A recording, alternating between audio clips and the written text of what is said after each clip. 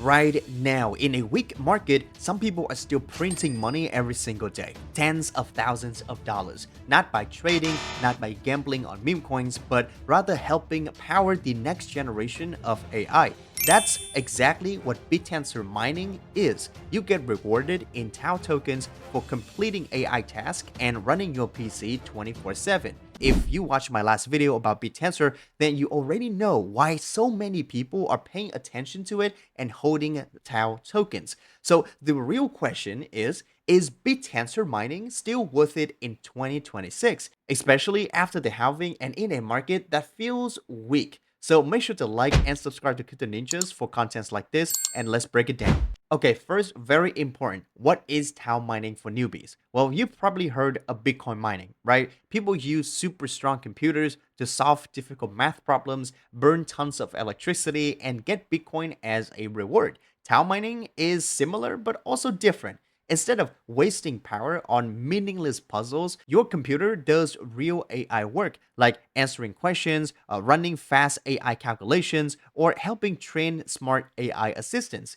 You do this through these called subnets, which are like mini markets inside of TAO ecosystem. Each subnet focuses on doing one specific AI job, like making chatbots, generating images, or running fast predictions, etc., where people compete to do the best work, get judged on quality, and earn TAO rewards if they win, all while the whole thing stays open and decentralized. Just like Bitcoin mining, you are competing for rewards, not really passive income. But let's be honest, 2026 is much tougher. After 2025 halving, daily emissions were cut in half, so rewards are smaller. Competition is intense. Strong GPUs and optimization are often required to rank well. Costs like electricity and hardware can easily outweigh their rewards. This is no longer run your PC and earn free TAO tokens anymore. Now it's performance based, rank based, and optimization driven. Still, many people remain bullish. Supply has decreased, and top subnets are already generating real revenue, over $20 million annually. If decentralized AI adoption grows, TAO could benefit long term. However, after deep dive checking all about this stuff, I realized that if you want to get started on TAO mining now, you might regret it because the top ones, let's say like Chutes and a Fine, for example, are always full slot, technically challenging, and need enterprise grade hardwares to actually compete. And the cost could go up to the tens or hundreds of thousands of dollars.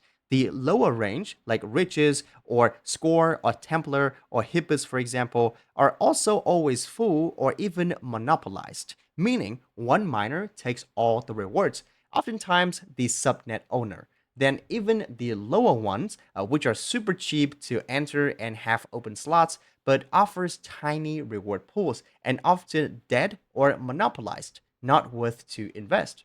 So, how do you actually pick a good subnet in 2026 if you still really want to get started? Well, the reality is most subnets are not profitable. Many are experimental, low demand, overly competitive, or not generating real revenue yet. So, here's my simple framework that you can use to screen some of these subnets out.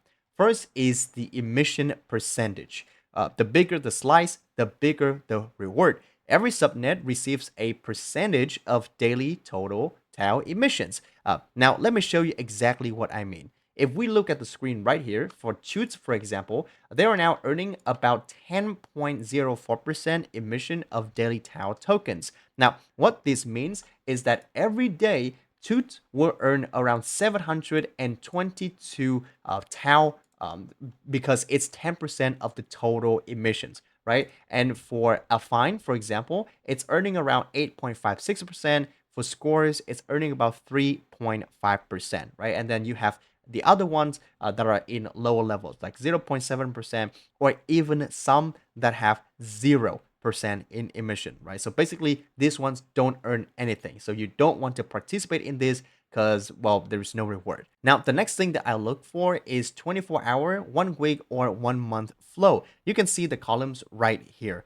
Green means inflow and red means outflow. Very simple. Now, if you look at right here, chutes, affine, and scores, they all have 24-hour and 1 week outflows, aka red, but they all have 1 month inflows, which is green. Now, that's totally normal, all right? What really matters is the 1 week and 1 month long term. You don't really want to care about the 24-hour in or outflows, okay? Because that's short term. You want to look at the longer term. If 1 month is still green, that means new miners are still joining. Capital is still rotating into the subnet and activity is growing. However, I would prefer it if the 1 week flow is also in the green. For example, like Riches right here. Riches looks really promising right now with even though 4% outflow, but the weekly is 36%, like a strong move, making it top 4 right now. You don't want to invest in the subnets that have all red flows. For example, the unknown or some of the down here like the Tensor USD or the down here like halftime or whatever, because that shows that the money is leaving the subnets. People lose interest. The confidence is dropping. Also, that could indicate that can only indicate in one fact, that is the rewards are dropping, and it might not worth investing in these subnets for a long time. Let's say that I have identified the subnets that I would like to invest in. For example, the Nova or the Trajectory IRL. What do I look for next? Well, you have to look for the slots. Like, is there any slots open so you can jump in? This is where many beginners mess up. You go to the subnet page, click on it, and go to the meta graph. And then you look at the maximum IDs and you look at the number of active UIDs. Now, this maximum UID means how many slots are open, how many miners are allowed in this subnet.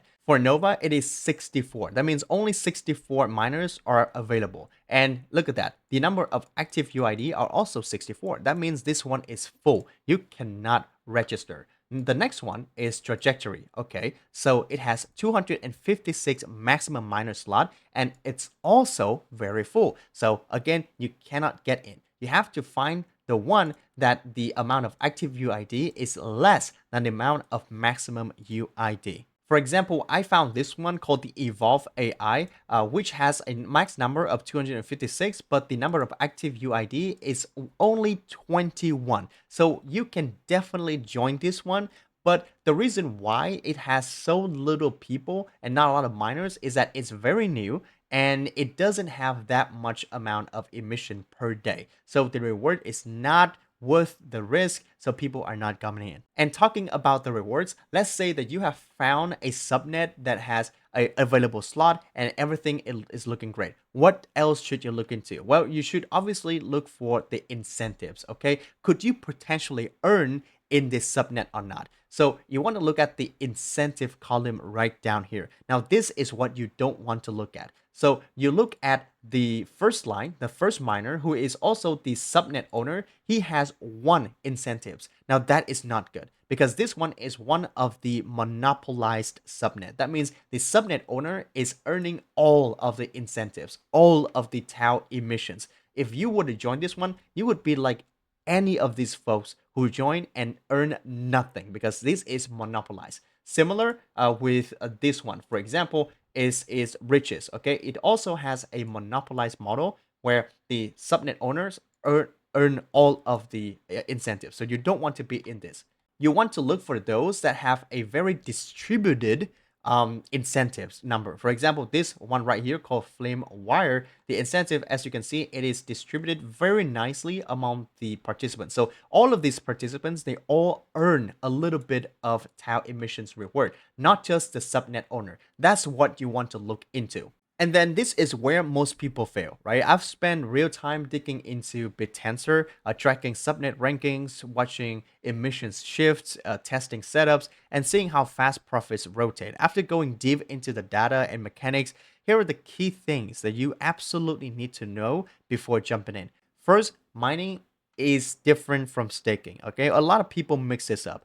Mining means you actually run software like miner code on your computer to do real AI work inside a subnet. You get TAO rewards based on how well you perform, aka your rank in the subnet, as you can see right here. The better job you do, the more incentives you earn. For longer amount of time that you do, the more incentives you will earn. Okay, if you're new, you're not going to be earning anything. You need hardware 24/7 available, GPU, for top subnets, CPU for lightweight ones. But the amount of demand in terms of GPU, the amount of money that you have to put out is insanely a lot. Okay, it could go up to like hundreds of thousands of dollars, especially for the subnets, the top ones like Chutes, which offer a lot of money every day. And if you want to compete to be the top, you have to pay a lot of money. I bet that these people right here at the top, they are running like an enterprise grade level and machine and hardwares, which are worth like maybe hundreds of thousands of dollars, like multiple GPUs, not just like your like plain old simple PC or Mac mini that you have at home, right?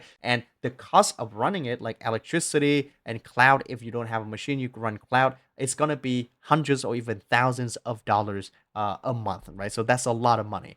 Now, when it comes to staking, right? If you want to be a validator, now that's a whole different story because you have to lock your TAO tokens to a validator on a subnet. Then the validator does the work for you and you get a share of their reward. So you don't need anything, right? No hardware needed, no GPUs, no hundreds of thousands of dollars of equipment, no thousands of dollars of electricity costs every month. You just need your TAO token, buy it on the open market, stake it, and earn rewards just like normal staking. So it's better in terms of passive staking, but I'd say it's also very competitive because a lot of people have been staking TAO. And so if you don't have a lot of money to stake, you don't earn a lot of money. Now, the second thing you need to look at is the emission rate. Okay, it changes. It's not always the same.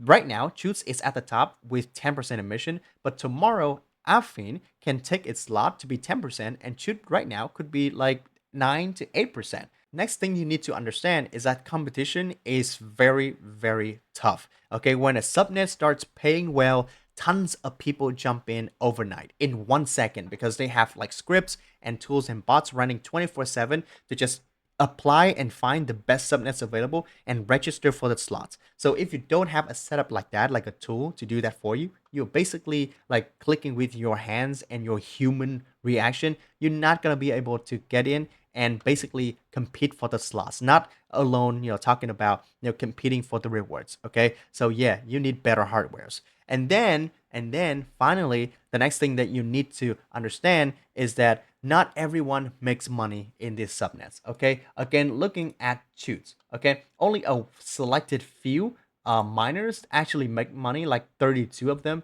right? And the remaining like 223 of them are not making anything, either because their machines are just not great enough to compete for the job, for the task, or they're just not online.